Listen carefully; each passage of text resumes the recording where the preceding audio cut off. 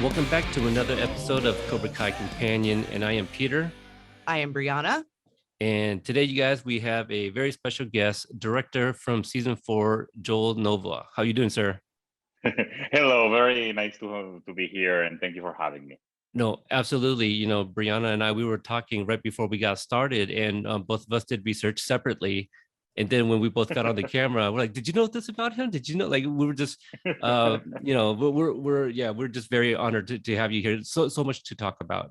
Yes. You have a very fantastic story, and for those that are familiar with the Karate Kid and Cobra Kai, there's kind of underdogs and things of that nature, but you were born in New York, grew up most of your life in Venezuela, to parents who are also filmmakers. And then at some point you decided you wanted to study law. Yeah. So a lot there. Talk about like going from New York to Venezuela and growing up with parents who are filmmakers, but deciding to go into law at first. Yeah, so I was born almost on a film set because since I was 6 years old, I stepped for the first time on a set on my life. And actually, there's a photo of me with my mother on a theater play that she was doing on Broadway. And so I was, I kind of like spent all the first time of my life between theater and film. And you know that all the kids have this rebellious moment in which they're like, I wanna go to theater, I wanna go to film, I wanna do something artistic. I had the completely opposite thing. It's like I um my rebellion was being a lawyer, and which is what that was something unheard in my family. And I actually studied it for 5 years, and I worked on it for 2 years, and it was the best thing that happened to me because I think I was always a storyteller, and I was always finding stories as I was studying. And my first film actually came from those years studying law. Like I got exposed to so many ex- interesting documents that I ended up making my first thrillers out of that.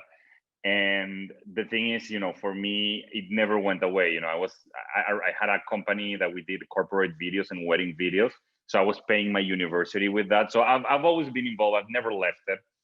And I feel like it's, for me, it was difficult to leave it because it was the only thing I knew. So when all the kids went on vacations to Disney World, I was going to the jungle to shoot a film. Or I remember I was 9 years old, and my mother was shooting a film about it was called Glue Sniffer, and it was about the street kids, the kids that live on the street and they sniff glue in order to fight hungerness. And we were shooting on places that it were very dangerous and very those were not places that were good for kids. But my mother always exposed me to everything, and I think she got in a lot of trouble, but it was the best thing that happened to me because I learned to see life in a way that was different to everybody around me. Like I remember when we were shooting that film, I had a Super Nintendo, which was out, and I remember that this memory of we were shooting the film, and the kids that they were real homeless kids, and they were home because they were in a feeding for wardrobe or something because and we ended up playing Super Nintendo together, and we connected a lot by playing Super Nintendo. And those were experiences that not any kid had. So it was difficult for me to walk away from so many experiences that I had since I was a little kid on the film industry. I think you grew up with a very unique situation, having been exposed to the different sets and again parents of filmmakers. I feel like maybe it also led you to kind of take some risks of your own. And I kind of wanted if you can speak on it, your film God's Slave, which caused some controversy when it first came out. And if I read the article correctly, you left Venezuela because of the film. Yes, I shot that film, and when I did that film, we actually did it with almost no money. We found some funding, in different countries, and we didn't know if it was going to do well or not. And I was using a lot of documents that I found through Venezuela and Argentina court cases regarding this incident that was never cleared, and that involved a lot of government figures from Venezuela. So what happened was, when the film premiered and it started doing a festival run that was a little bit bigger than what we expected, it was what we hoped, but it was bigger than what we expected. The government took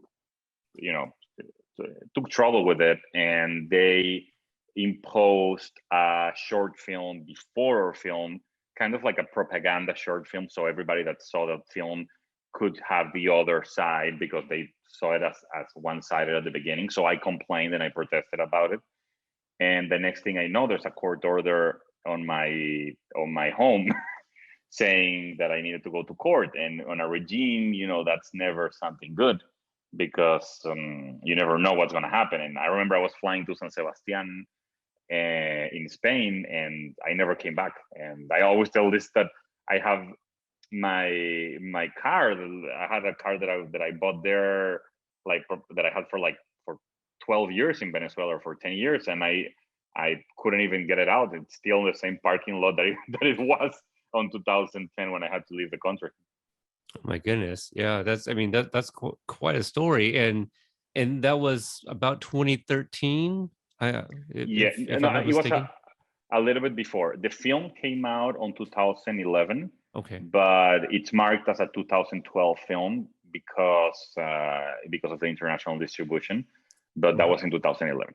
So yeah, because it has to make the circuits and stuff. You premiered it at the Santa Barbara International Film Festival, which Yes. also you were the winner of the Novoa Vision Award. Yes. For Will. So you must have been very proud, all things considered, I suppose, that it had some reach. Yeah, it did. It started it was a little film when we did it. We had a lot of those troubles that every indie filmmaker have. Like my main character, who's is a great actor. His name is Mohamed Alcaldi. He at the moment he was a refugee, so he couldn't fly from one country to the other, and the film needed to be shot in 3 different countries. So we were literally shooting one side, like let's say one angle on one country, and then the reverse angle on another country. That's how we made that film, because he couldn't leave the country, and we really wanted him to be the main character. So going from that to a film that was being exposed in Santa Barbara, in Huelva, in Mar del Plata, in Palm Springs, like that festival the festival circuit was kind of big for that film, and it was a lot more than we thought it was gonna be on the moment, and it opened up a huge amount of doors. I mean, I can see why Variety calls you, one of a filmmaker to keep an eye on. If you want something done, you're gonna get it. So yeah, I admire that about you. That's incredible. That's really amazing. No, thank you. Yeah. It's I always say, like, when I was growing up in Venezuela, and my dream was always to be the biggest film director of my country, and to represent my country, and to tell the stories that I was exposed to. And so when this started happening, it was like a big crisis, because it was okay. Now the world is offering you a lot of opportunities, but all those opportunities are away from the place that you had all your dreams about. And Spanish is my first language, and Venezuelan is my accent, and it's something that you're never going to be able to run away from. Right. And so you come to Hollywood, and for many cultures, we feel that we're underrepresented in Hollywood. And I know that you started an initiative a few years ago, Latinx Directors, a website, basically an answer to Hollywood saying, like, no, you have no excuses to hire Latinx filmmakers. Can you talk about that and how it started? Yes, I think one thing that I have a lot is, and I think that's the way my parents raised me, was never never stay on the excuse. Always try to find a way out of everything, And I was tired of hearing so many friends complaining about the business and nobody being able to offer any solution to it, because the problem on the business side is that you do need people to help you out. And I feel like the problem with the Latin American culture is that we have a hard time sometimes, and I think that's changing, but we have a hard time, helping each other out. It feels like a lot of us feel like people are making us a favor. And I didn't want to go to the opposite side of like being resentful or anything, because to be honest, I've been helped by a lot of people, and not necessarily, people from minorities. I've been helped from a lot of people that were established. There's good people all over. And so my answer was, let's make a list. And I think this came from a conversation that I had with two fellow directors who are Alberto Belli and Diego Velasco. We were on the DGA, and none of us were at that point. That was in 2016. I was just starting out my career in television, and they were all starting their careers in television. And we were like, every time we go to a meeting, everybody says, "Oh, there's no Latin American directors." So we're like, okay, we're not website programmers, we're not business people, but I think there's a way we can probably find a way of just making a website and just putting a list up there so everybody can see it. No business plan, nothing, just putting a list out there. And I thought that was going to be a one conversation thing, but it just kind of like, we started meeting every week and we started building it. And it grew to the point that, we had a lot of support from Variety, from Deadline, from a lot of the trades. And then studios also started helping us. And at some point we were like, okay, how do we grow from this? Because none of us know how to do this. So we're in that stage of like seeing how we grow from that, and we create more opportunities for fellow directors, and kind of like stop ending the excuse of there's no this, there's no that. And because there's a lot of people from a lot of minorities that are prepared, that are good at their job, that are creative, and that have incredible backstories that make them very good candidates for directing jobs. So that was our motivation, and our goal was to not only cover the Latin American part, but that was the part that we knew more. So we were expecting to have like a 90, 100 director list, and we ended up with 850 or something like that. Wow. So it was a nice surprise, and we're seeing how to grow from that. That's amazing. That's incredible. I mean, you guys got to be proud, right? I mean, expect a couple of hundreds to almost 1,000.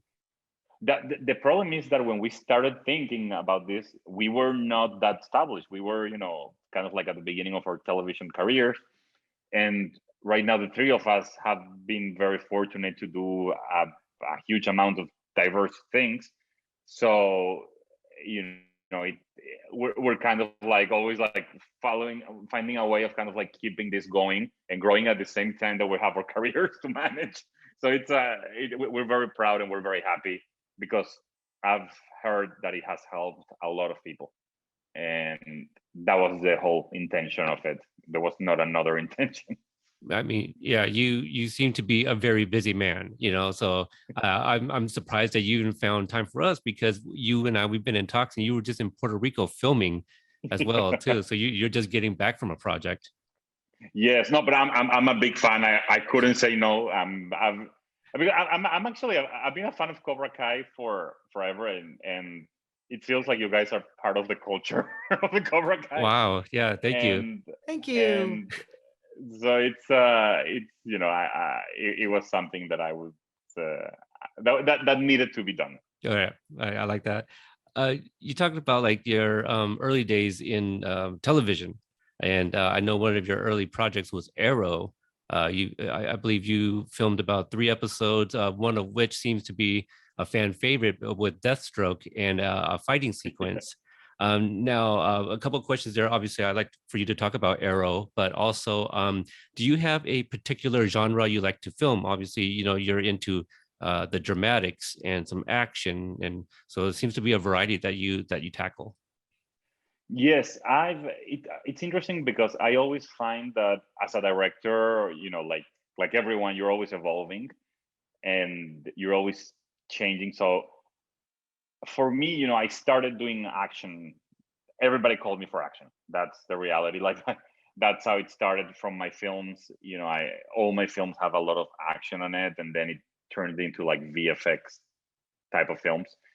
And then I started going for Arrow, which was a very actiony based show, and then Blood and Treasure, which is also like an Indiana Jones action.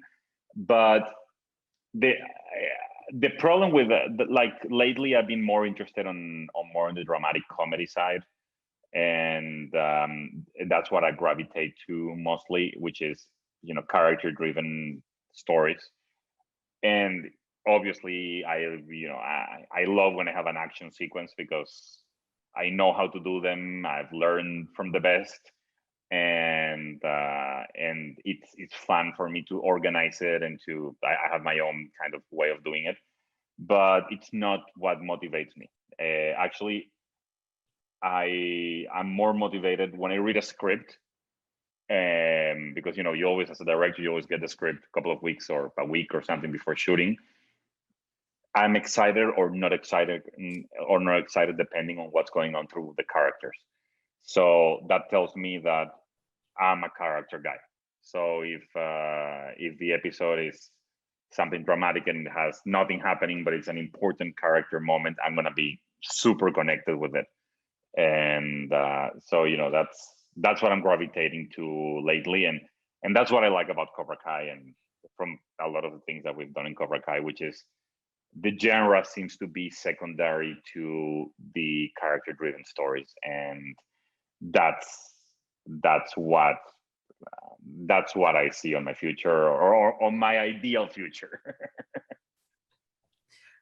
Speaking a little bit back on when you were talking about, directors with fascinating backstories that have all of these different things in their past that they bring. You said you went to college for 5 years. I assume that you earned your JD degree, or did you get the LLB? No, And then, go ahead. oh, sorry. Go ahead. I was going to say, and then you use that as a springboard for an MFA from the AFI. Yes. So how, I assume not very many people do that. So what's the story behind that, plus all of the filming you've been doing since 2016 at the same time? Yeah, I am in Venezuela. We have you only go for college for 5 years, so we don't have undergraduate and graduate. You just go for 5 years, so you get like the equivalent of a JD on those 5 years, and then you have 1 year of practice. And if I wanted to be a lawyer here, I can go straight for the bar, which I never wanted, but it was a plan B at some point. And I think what happened from there is, actually when I went to AFI, I never studied film before. I was always on a film set, but I never studied it. So I knew how to make a shooting plan. I knew how to produce a film. I know how to make a budget, but I've never studied the classics. I've never studied, like the important films that make our industry. So when I went to AFI, I already directed 2 features, and I think I was a very weird case there because I was coming from making features, and then the first day on AFI, I remember they tell you, okay, so you have to crew up for your fellows. So I was like grabbing cables and being a PA, bringing food for everyone after making 2 films. So it was a very interesting experience because I became a little bit more humble those years. I was a little bit arrogant, like everybody when they do their first films. I feel we are all very, creatures that when you get a little bit of honor or prestige, you start going a little bit big. And I was, my films were starting to play at that point. and then I ended up on AFI for those 2 years. And I was all about making connections. I was like, I need to make connections because I don't know anybody in Los Angeles. And what happened was the opposite. It didn't work for me too much for connections. It worked for me for the craft. And I ended up making a short film that kind of unlocked everything here in Los Angeles. Because we started going to the festival circuits. The name was Maxom. It was a film based on the checkpoints between Israel and Palestine. And we researched. We went to Israel. We did the whole research. We shoot it here in Los Angeles, and then that opened a lot of doors here in terms of representation. It opened up a lot of collaborations that turned into a lot of jobs here in Los Angeles. Which were the films that started in 2016, which were mostly horror films that I did with Epic Pictures and Universal. And that all came from the two movies and from AFI. But yeah, that's my story here. It is an incredible one. I mean, one of those films was Day of Reckoning, right? Yes. So a couple of these, Day of Reckoning and The Nanny. Is that the one? There's I know two of your films are available on IMDb TV for streaming. Yeah. It may be ID2. That was a film I did in UK. It wasn't that one. I don't want to pull it up and get rid of the screen, but I know Day of Reckoning is available for streaming if anybody's interested, because you were talking about working with visual effects, and obviously that film would be one. Was there challenges? I don't know what kind of budget you were working with. A lot of challenges. I had the best producers I could ask for, and which we always trying to find a project together was Patrick Ewald and Shaquette Berenson, where they brought me in and they took a leap of faith in me, because I was coming from making hooligan films in UK, or intellectual thrillers in Venezuela, and they had this very massive VFX project. And I went to their office, and their first question was, have you worked with VFX before? And I was like, yeah, I've done like three VFX shots on my films. I thought that was like a lot of experience, but that was a whole massive thing, because we needed to work with creatures, and the network wanted to see the creatures. Like, they didn't want to hide the creatures, they wanted to see them. So as producers, they were like, we need to deliver this in 3 or 4 months for the network, and can you do it? And obviously, at that point I was driving Uber. I had no money. I was like, at this point, I need to make it work, even if I'm not capable of doing the VFX part. So I kind of sold myself for it, and it was the best thing that could ever happen. And that's why we actually did another film together after, because it pressured me to work on something that I've never worked with before, to grab references. I ended up going to, I remember that Guillermo del Toro exposition was here in LA at that point, so I was going there, with my now wife. We're like grabbing references from that, so we can put it on the film. So we were getting references all over, and in terms of VFX, and I've never had that experience before. So I feel like I learned I trained a muscle that was completely untrained until that moment, and that ended up leading into the television work that happened later. Yeah. Brihana, do you want to ask about Walker? I mean, because I know Jared's more your guy. Oh yeah, well yeah, because I have been a huge Supernatural fan. So could you briefly describe your experience working with Jared Padalecki, an enormous talent, also an enormous man? How hard is it to film when your leading man is 1.5 feet taller than everyone else in the shot with him? Joel, aren't you tall too? I feel like a lot of pictures I've seen of you look to be taller than a lot of people as well. I am very tall, but I have to say, what you're mentioning is very interesting because, by the way, Walker is great, and Jared is a great captain of the team because he's the nicest guy, and he has such a good energy, and he like he's just great to be around with.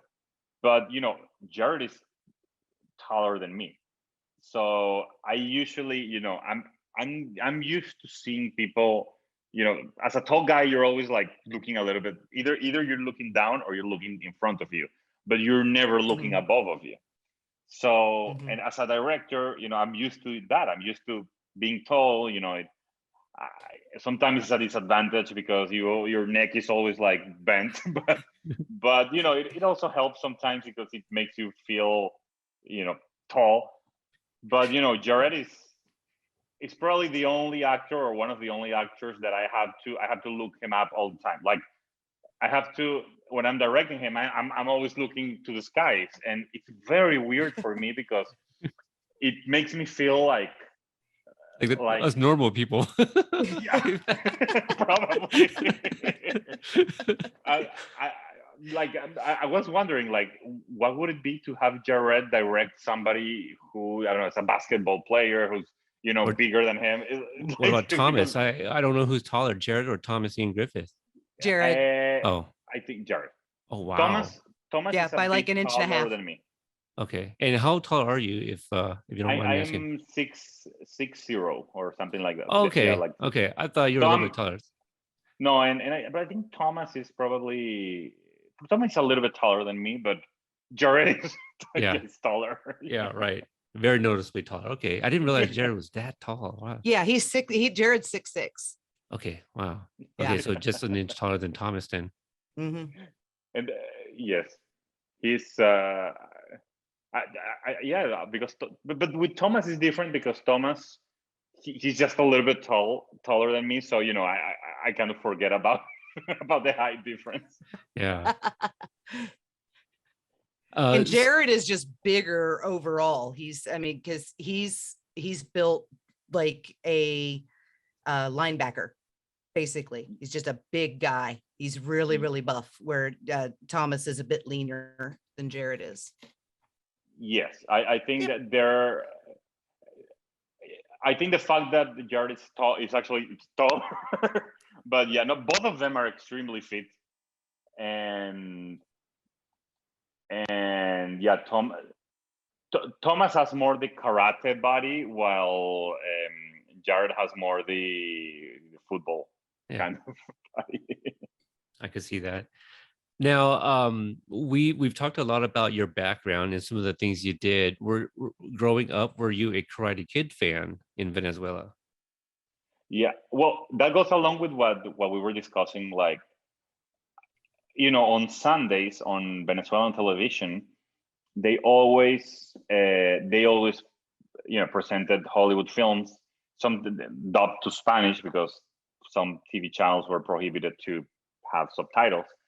So they repeated and repeated the same films all the time. And Karate Kid was on probably once every 3 Sundays.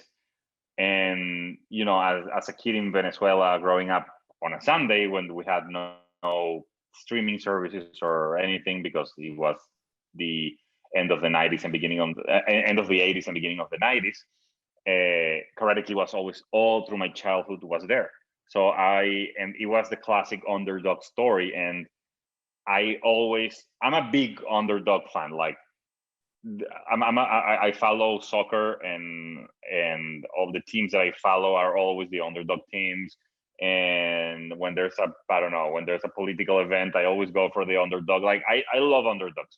And I think the reason I love underdogs was because I was raised with Karate Kid. And Karate Kid, like many other films, always tells you the story like you can grow from a very bad position and become, and win in life or something. That's probably the kid's message. It's like, you don't have to stay on, like, with a big effort. You can always be a winner in life. It's something, it's like a very straight on message that a kid gets So I think there's a little kid part in me still that still believes that. So in Venezuela, you always watch that and you never think you're going to be part of that, like, and even for me that my parents were in the Venezuelan industry, my ceiling was Venezuela or probably Latin America. But, but we always watched American television. So, or American films. So, it was millions of miles of difference from me on my couch in Venezuela to whoever was doing those films.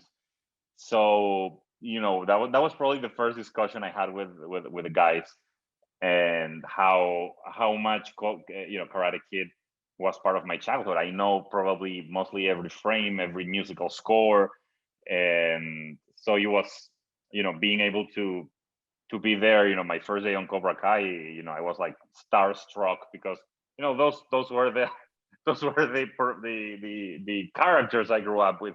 For me, those were not actors; those were characters, and so that was my journey into Cobra Kai. So obviously, it sounds like you've been following the show. I have a couple questions. First, I want to know, how do you become a guest director? Because it's season 4 when we finally first see your name. So you're coming into a show that's already established with established characters, and so you're kind of the new guy on the block. But also, we talked about representation. How does it feel to see someone like Xolo Maridueña star in Cobra Kai? I think that's one of that started way before I got to the show. Like, I was a fan of season 1 when it was on YouTube, and probably my expectations were not that high at the beginning, because there's so many remakes of so many stuff that when you watch something, it's like, oh, let's see if this is actually going to be good. And I was pleasantly surprised, because I think they did representation the right way, which is they didn't do it politically. They integrated that as a core of the story. And like, I think a lot of times when people intend too much to be, and I hate this term and I hate how it's used, but when people try to be politically correct, they forget about the story. And I think if you care about the story and you care about the world you're doing, you are going to end up being, you're going to end up telling the story the right way and with the right people and with the right representation, because we're part of a canvas here in California, and in my case in Los Angeles. The canvas here is a very diverse canvas, so it makes sense to have all sorts of representation in a story like the one on Cobra Kai. Like, if this story was happening somewhere completely different that didn't have that diversification, I would be the first one to say, why are they having Xolo there? But Xolo is part of this this world, and it fits there. It fits perfectly. It fits like a glove. It's like you don't even have to talk about it. And then at the same time, the show doesn't. The show is kind of takes different backgrounds and different spectrums and integrates them into one. Like, when I saw the show the first time, I was like, whoa, Johnny sometimes has dialogues that some people will hate, because he's not very correct, but on the context and on those characters, it's what it has to be. Like, if he doesn't speak like that, this show wouldn't work the way it does. It works because it's talking about the reality, and it's not offering a solution. It's just asking questions, and it's talking about balance. And I think I was always a fan of balance, and that's what Karate Kid was about, balance, and this is about balance today. And I think balance means hearing different point of views, and not only focusing on representation, but also focusing on on telling a bigger story that unites everybody from different sides of the spectrum. So as a guest director, I was already a fan. I was already convinced about how good this show was. And actually, I had a meeting with the guys for another project, And my wife she gave me as a gift a little Johnny, one of those pop figures, and I didn't realize, and it was on the back on my bookshelf. So I don't know which of the three was like, is that Johnny? And I'm like, yeah. So we started talking about Cobra Kai and Karate Kid, and I'm a little bit of obsessive about certain things, and I have an analysis of every episode of Cobra Kai. I have broken them down in directorial point because I was using that for a reference for my own pilot that I was writing. And so we started talking about Cobra Kai, and we ended up talking for an hour and a half about Cobra Kai. And what happened, which was funny, is like I was shooting a show in Colombia and in Mexico, and we were doing, I think, 10 episodes back to back, and COVID hit very hard the show, so they sent me home. I was very, very sad, and when I was home, they give me a call from Colombia saying, like, we're going back to the show in 2 weeks or something like that, and then the same day that happened, I get a call from the studio saying if I could take an episode that starts next week in Atlanta. And I was very confused because I had the other show, but I remember I was talking to my wife, and my wife said, there's no way in hell I'm going to let you not do that show. You've been a fan of that show forever. If you don't do that show, you're going to be miserable for life. So I had to do it. And I just jumped on a plane 6 days later, and I ended up, my first week was doing that rematch. That's amazing. That's actually what I was going to ask was, speaking of the underdog, going from this enormous fan of the Karate Kid as a kid to, as an adult, as a man, getting to direct the rematch. Give us that story. What did that feel like? Oh, it was, I was very nervous because it wasn't a whole arc for that. I first, you get called, you go there to do the episodes. At that point, I met the guys as you know them because you've dealt with them a lot. They're incredible people, but at that moment, I probably spoke to them 2 or 3 times before. So I get there, and then there's this, like, I read the script and I see the rematch, and I'm like, whoa, is this me doing this?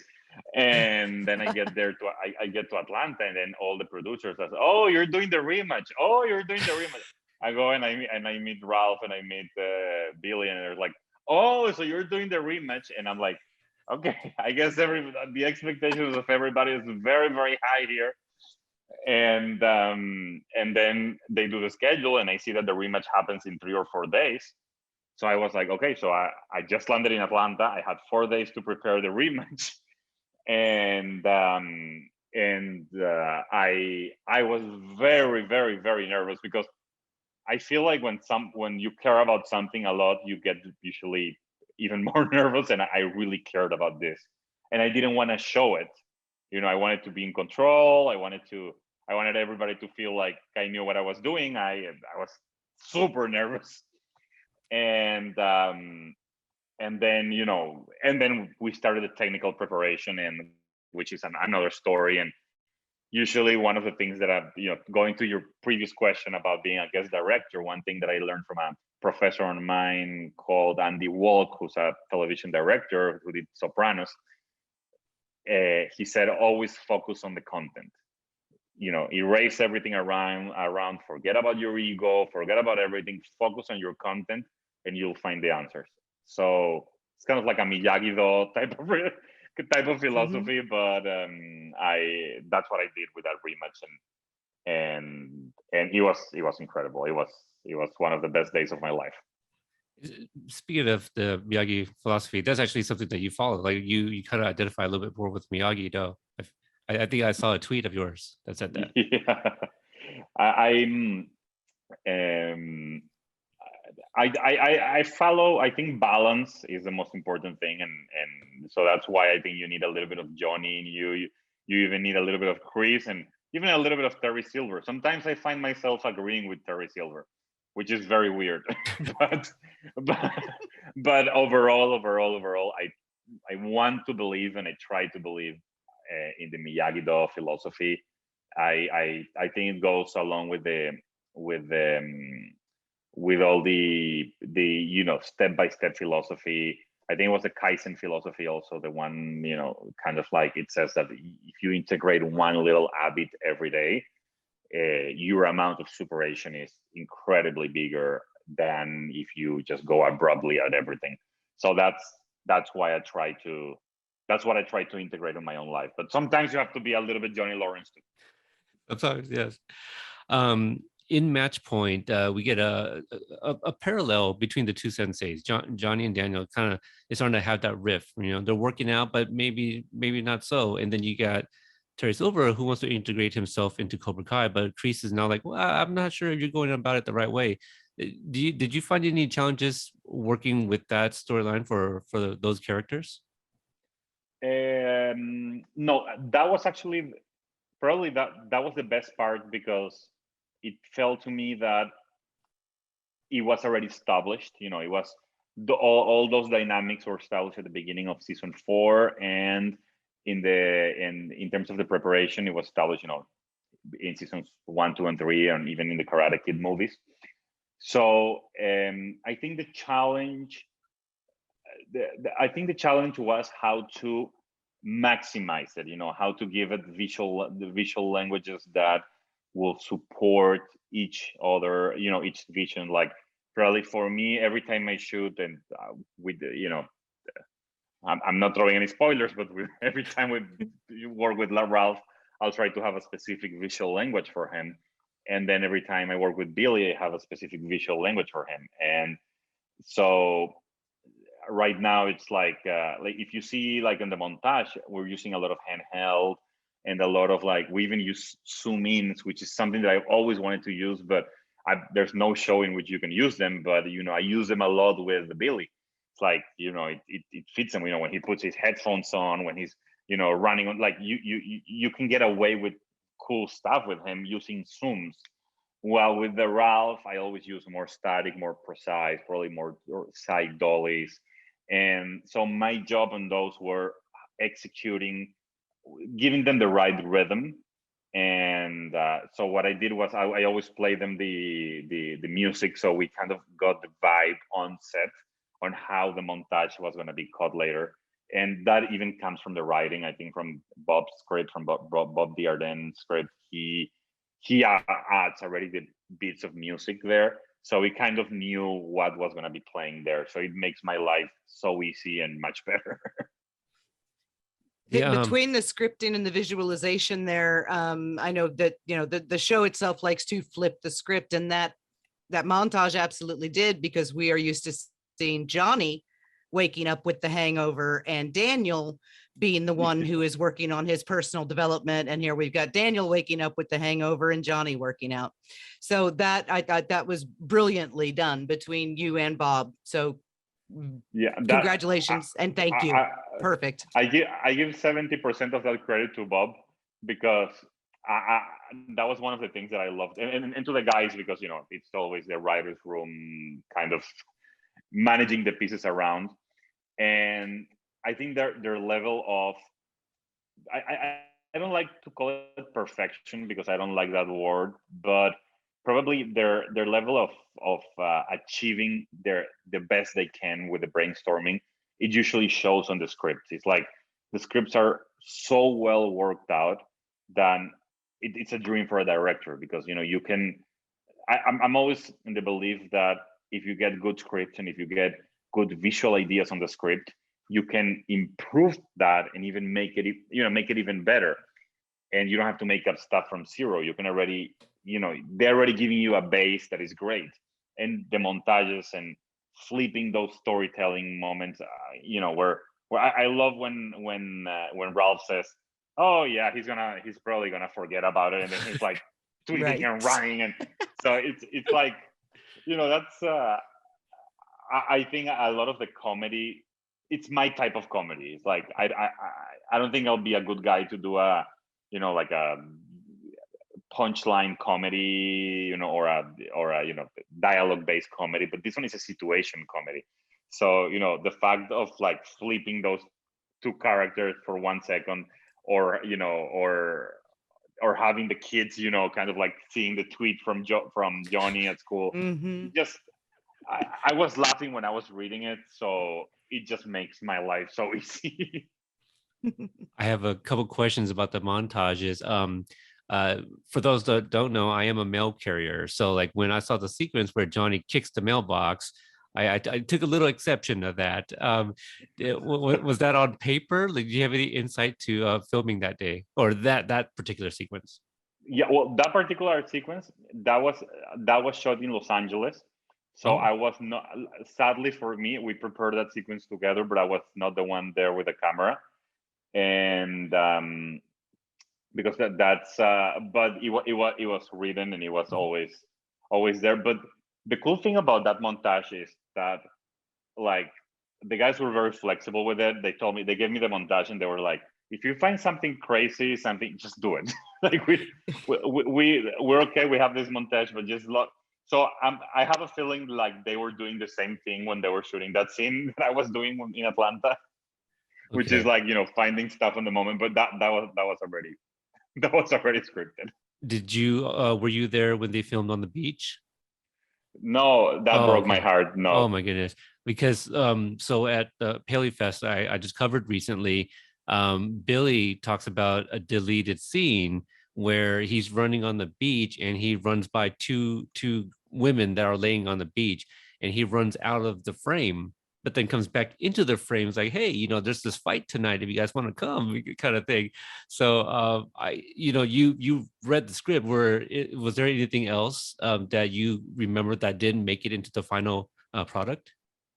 Yeah, well, the biggest thing that, like, there's all sorts of stuff like that. Billy is a big improviser. So on Chicks Gets Kicks, I'm sorry, I'm the worst for pronunciation. But on that one, like, a lot of those scenes on the school where Billy kind of like taking the script to a new level at some point. So he likes to improvise, and a lot of things usually, some things make it to the cut, some things inevitably doesn't make it to the cut. In the case of episode 5, the biggest cut was there was a big montage in on the restaurant scene between Terry and Chris, intercutting with the whole tattoo shop. When they shave Hawk's head. And that was a big montage of something that happened before there with the kids. Like, that ended up being trimmed, and I think it was the right call, because it makes the episode go faster, and the pacing gets way better. That was probably the biggest cut. I think the montages they left, we were like, all those things of Johnny breaking those bricks and all that, I think that was scripted as one time, and we did it like 4 times, and I think the 4 times made it to the cut. Like, everything that it's fun, it usually makes it to the cut. Yeah, I actually kind of like that they kept all 4 shots, because it's almost like every time he just thinks back to some moment between Johnny and Daniel, and it's just taking out some frustration, So I think it actually kind of works. Yeah, and I was a fan of those moments, and I like that location a lot. It has the greediness of Johnny. I think it represents him a lot, and so I think I was a huge fan of that montage. I was very sad I couldn't do that day in Los Angeles, because that seemed to be like the ending of the montage part. But I'm already fortunate to be here. Yeah, absolutely. Yeah, we could talk about episode 6. This one starts out with the All Valley Committee, where from the trailer we're like, what is going on? Because it just made it seem so ominous, that they're making like a really huge decision here. Can you talk about filming with all of them? That was pretty cool, because I was talking to the guys about references for this, and we were talking a little bit about giving it more of a The Office vibe to them, like, kind of like as if it was a spin-off of the show, but not the actual show. So and so we were like we were allowing the actors to improvise a little here and there. And if you see, we're doing the camera, the way the camera is moving, it's like The Office. And I think the idea of those scenes like was to, it was to be like, I think it was okay if people were confused a little bit at the beginning. It's like, whoa, that what is happening? Like some people probably even forgot that they saw these characters a season and a half ago, and they haven't seen them ever since. So it was kind of the idea to get everybody a little bit confused at the beginning, and then while the scene was progressing, you started to see what was happening and what was the importance of it. It was like the setup for the second half of the season, or that's how I see it. It was, it needed to advance the plot, and I think they kind of, that happens on seasons 1, 2, and 3. On episode 6, usually, that there's this scene that kind of advances the plot for the second half of the season. So, but it was very fun because it was getting characters that were not established so much before, and just getting them into their inner conflicts and this inner crazy, one was over the top, the other one was completely out of place, as a fish out of the water. So it was pretty cool to have the opportunity to direct them. It was, I remember that as one of the most fun days we had on. I was gonna say The Office. Cobra Kai. Cobra Kai, The Office, or The Office Cobra Kai spinoff. Matt Lewis and Cara Ann Marie, a couple of weeks after season 4 dropped, on Twitter, they were looking for anyone that had photographs of the whiteboard. And all of the different ideas that they had that were written up there, like get new hot dog vendor or corn dog vendor, and just all kinds of ridiculous things. So do you have any photographs of the whiteboard, No, or do you remember what was on it? I remember a lot. And Michael, who I think you've interviewed, and he has the photo. He was the one that took the photo that day. And I remember we had special guests, and we had, I think it was kind of like an homage to a lot of the people that have declared themselves fans of the show. So I think we had Mindy Kaling there, and we had who else we had there? Wow. She was there, huh? Yeah, I think like we had a whole list of like special guests. Oh, right. Okay, I thought you meant like actually on the set. No, okay. No, it was on the board. Right. That we did see. Yeah, actually, I think Michael did end up sharing that. I think Michael shared, because Michael was there with me all day, and like sometimes in between scenes, like he had an idea for the board, so he was adding it on the board, and we were trying to place it in a way that it can make it to the screen, but like it made it, but it was like always out of focus because there was no way I could like focus on the board, but it was always there. Like we were bouncing around that board for all those scenes. And I remember he stepped out for a second, and he came like, I have an idea, and he writes something on the board. Yeah, I think Malcolm Jamal Warner's name was written on there, but then was scribbled out really, really heavy. We have to find out what happened with Malcolm Jamal Warner someday. I think next time you have the guys, you have to ask them. Yes, the Malcolm Jamal Warner incident. Oh, they'll never reveal anything to us. No, just probably. like Applebee's. Exactly, the Applebee's joke. One of my favorite sequences in Kicks Get Chicks. Yes, I had to think about it too. Sorry about that title. Matea, no, I don't know who chooses the titles, but Matea Green, she wrote that episode. One of my favorite sequences is when I believe Daniel and Robbie are talking in the convenience store. One question is actually when Robbie walks in, and then I think either fist bump or gives Nestor a high five. Was that scripted? Do you remember? That was not scripted. I think that was on the day, and I think sometimes something is not scripted, and the guys usually have ideas that are that come last minute, and I don't remember if it was on the last revisions, because sometimes the revision comes the day before. I honestly can't remember right now. But usually the guys give a lot of importance to to telling all the stories, and you'll see there's a lot of that on season 5, and kind of like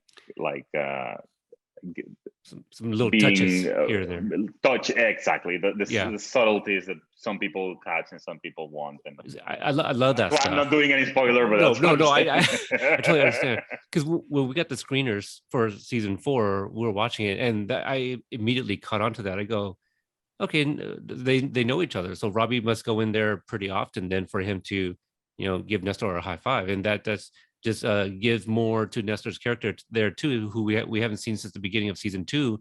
That, okay, well, he's still around, he's still around, even though all these other things we've been watching, we haven't seen him. So I love that little touch of that. that's I think that's something great that they do all the time, and it's they care so much for the world around it that it makes more real.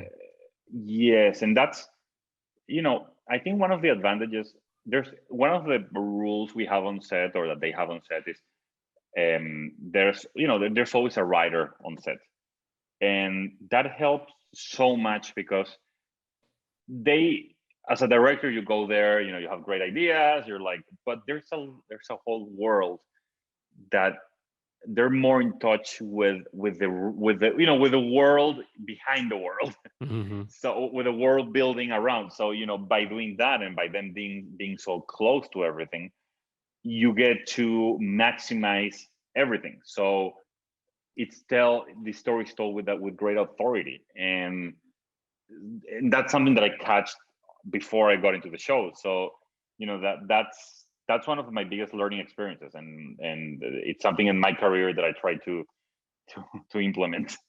Yeah, no, I totally get it. I was actually on a live earlier today on Ken Cole's channel, and we were talking about this photo that we took in LA with Sensei William Christopher Ford, who plays Dennis in Karate Kid Part 3.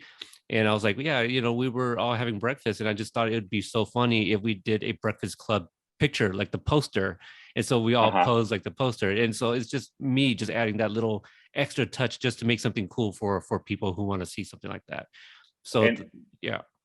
So I think that's unique. I think that's what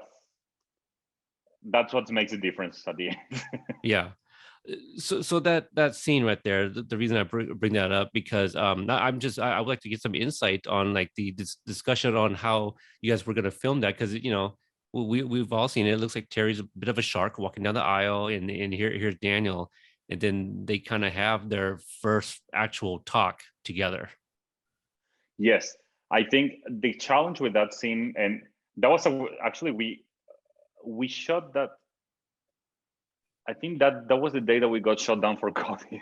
Oh no! And I think that the challenge that we were talking there was always that the convenience store is very small, and so there was not many ways of shooting that scene.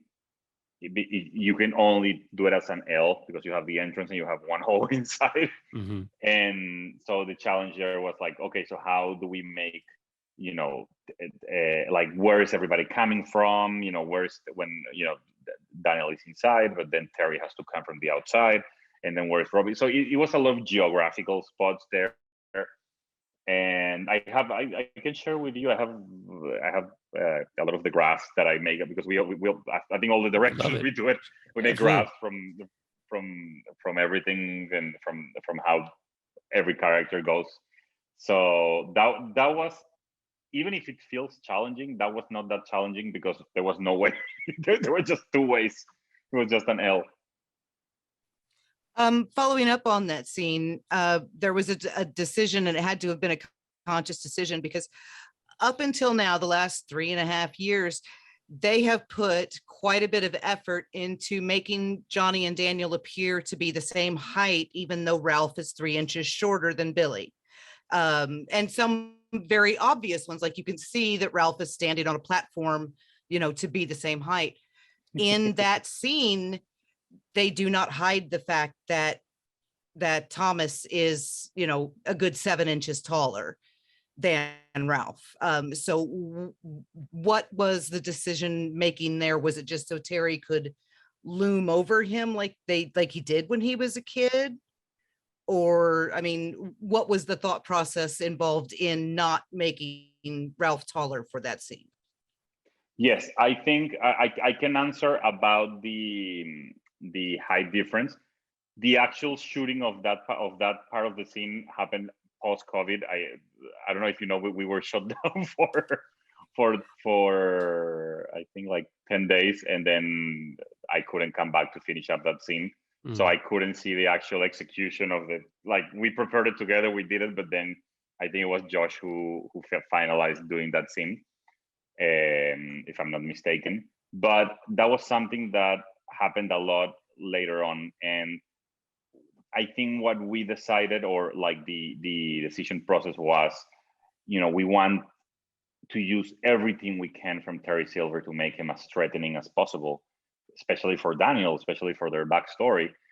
And even for with that scene that we had on the backyard on Miyagi-Do, and that Terry's there, like we didn't use anything there. And the idea was to make to make Ralph feel that, he, make the stakes bigger. And I think by giving him that much of a height difference, we give it a lot of power. And I think so far, I think it was the right call, because with Johnny, he does have an advantage in terms of the height, but he also has it with Ralph. But I think it was all based on that. It was all based on character dynamics, and sometimes I think it's also based on on being comfortable on the location or uncomfortable. But I don't remember using anything on the other scene that we did with the two of them. So as we get ready to wrap up, I want Brihana to ask all the questions that she wants to, because I feel like I've been hogging the mic a little bit. So I'll ask one more thing, and I'll let her. Even if we go back to 405, in Kick Skit Chicks, that episode also introduces a new character, Devin Lee, which we see doing debate. And can you talk about introducing the Devin? Yes. Sadly for that scene, that was also one of the other scenes that we couldn't do. Oh, no. The reason what no. happened was, like, usually you have a block of which is usually around 8 days. I don't remember how many days exactly. So when we were on day 7, we had 2 days to go. We were shooting the restaurant and the convenience store, and we had to shut down production for a week because of COVID. And I couldn't come back because I was going to another show, and I couldn't do the only introduction, the one with the book and everything. I couldn't introduce her. I've worked with her later, but I couldn't do her introduction. Okay. It's still a great introduction nonetheless, so. Okay, so the only question that I was left with on 405 was the filming of the fight. Well, I guess it's 2 questions. One was the decision to have Daniel use techniques on Johnny that Johnny had seen him use on Kreese. And well, I mean, I'm sure Bob had written it that way, but like, how did you get into their heads to direct that? Because Johnny is really kind of more disappointed than angry, it seemed like. So what was your decision making in that, filming that sequence? Yes, I think that's a great question, by the way. I think one of the first things we did there was we turned that fight into a story, into a movie. And the idea of the movie was to escalate, make an escalation point and get to the maximum climax, which is that second to last point. So we can have a resolution in the last one, which was, the tide thing at the end. So I think when talking to Ken and to Don regarding the fight, the stunt team, one of the things was, I think we wanted to do stuff that were close to the actual film, and that's why, you know, I think I posted on Instagram in terms of the framing and about, you know, kind of like do a couple of homage to the film. But we were saying, like, first, they're not the same age they were before, so let's use that to our advantage. Instead of making this huge physical fight, let's take in consideration that they're not the same age they were in the film. So Right. we talked to the actors, and they were like, yeah, let's just do, they did, like, most of the fight is them doing their own stunts. And then the second thing is using the Cobra Kai journey as a learning experience for both. And so I think the disappointment from Johnny, I think it comes more from his relationship with Miguel than from the technique itself. I think, you know, he does get, you know, he has that what the hell moment when Right. but yeah, I think what I was trying to focus on in terms of the storytelling, because I think that's what's, you know, getting him more and more worked out, is he is, you know, he wants to be proven with Miguel, who's there, and he is at the same time, he wants to prove himself because he still believes that fight was his fight. And so I was focusing more on the emotional side and focusing more on what happens in between the points. And I don't remember the exact name, and we were doing inverse stuff. Like, we were also like, there's one kick, I'm horrible with the names and martial arts, but the kick that Daniel does on the actual film, Johnny does it right now. And if you see, he does it almost on the same way that Daniel did it on the film. So we're kind of like using this thing about, oh, they have learned from each other, they have seen each other, like they're using, and that was Bob, you know, everything was already there in terms of what are the exact beats in terms of like using each other force, kind of like jiu-jitsu, even if it's not jiu-jitsu, but, you know, using the opponent force. But I was focusing more on like kind of telling the story and getting them worked out to the point to, you know, being to the climactic point. You know, that's why we were intercutting with the kids so much. And speaking of the climactic point, approximately how many times did you have to film that climactic point to get that kick and that punch to happen at the exact same time? A lot of time. The weird thing about this is we had only one night to do the fight and to do the aftermath of the fight, which is, you know, that big scene of like the two dojos splitting up, one to one side, one to the other side. So Right. we were extremely limited in time. And so I remember repeating that. I think we repeated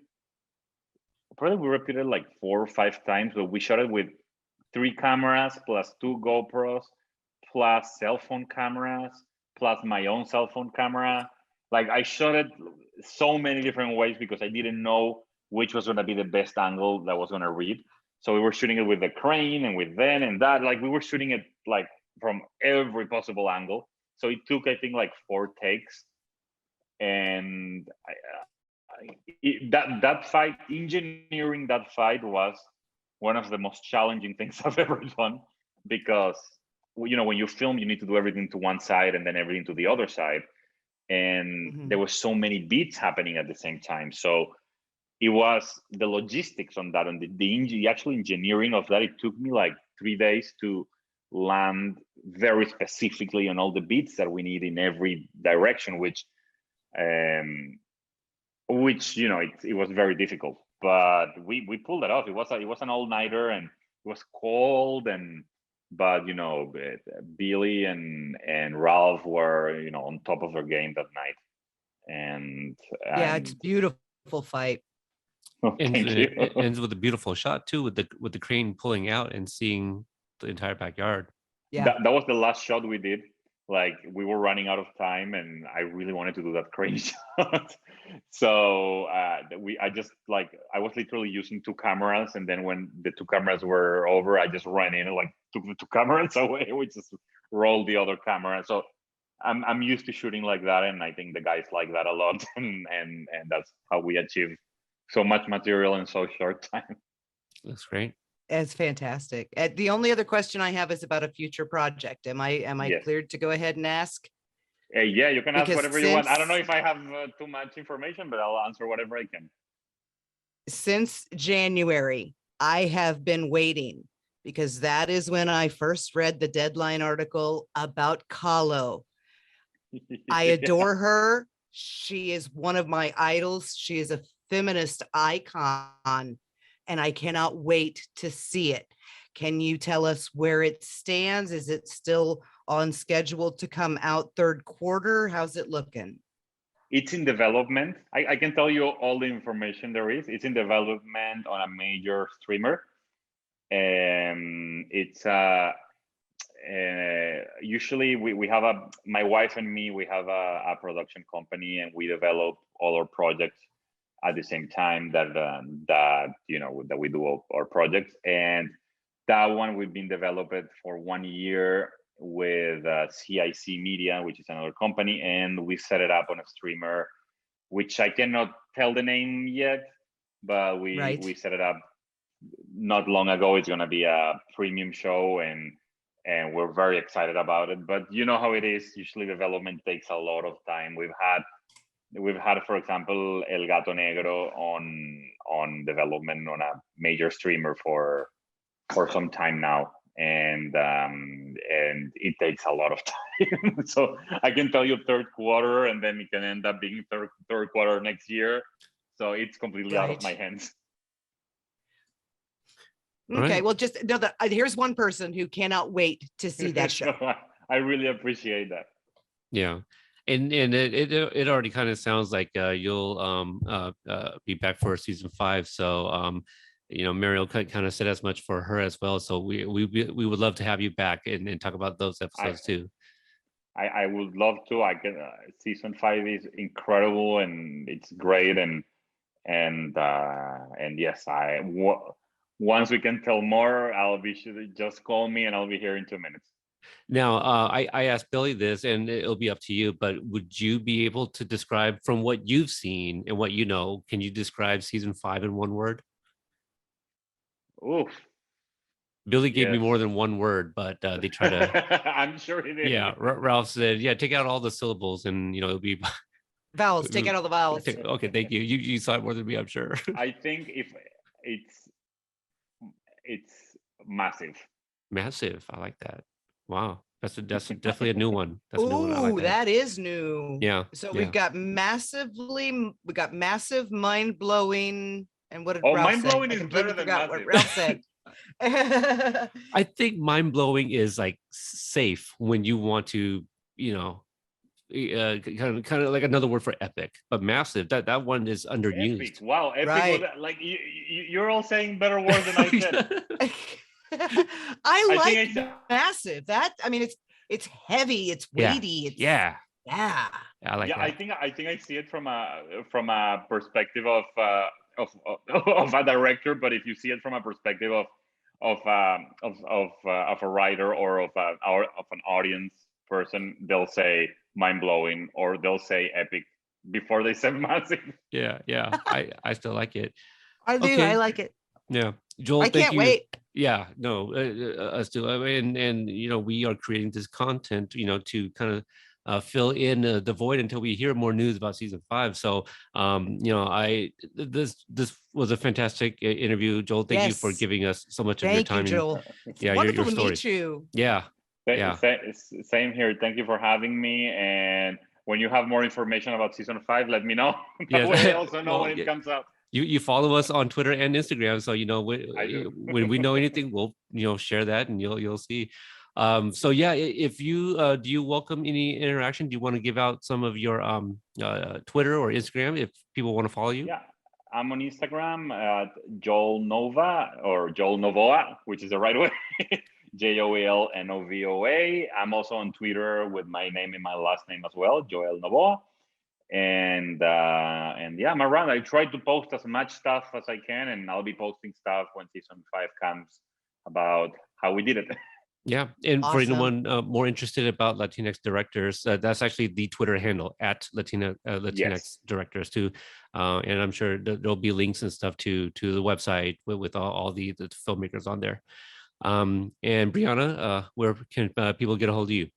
I am Brihana25 on Twitter, Tumblr, Instagram, Facebook, our YouTube, archive of our own fanfiction.net. All right. For me, you guys can find me on Twitter at Cobra Kai Pod or on Instagram at Cobra Kai Kompanion, Kompanion spelled with a K. Thanks everyone for tuning in, and we'll catch you guys next time. Bye. Bye.